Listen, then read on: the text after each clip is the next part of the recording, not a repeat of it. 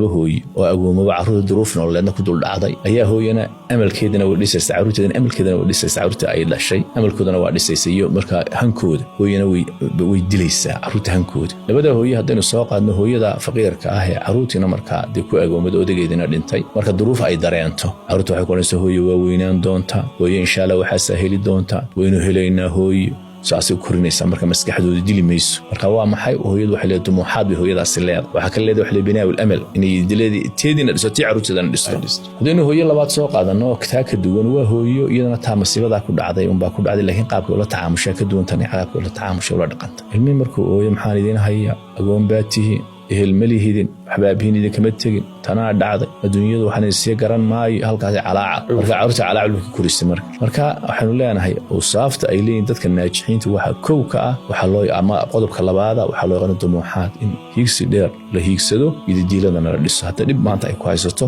dibta inaad ka bixi karto kana bixi doonto bidnilaahi alkariim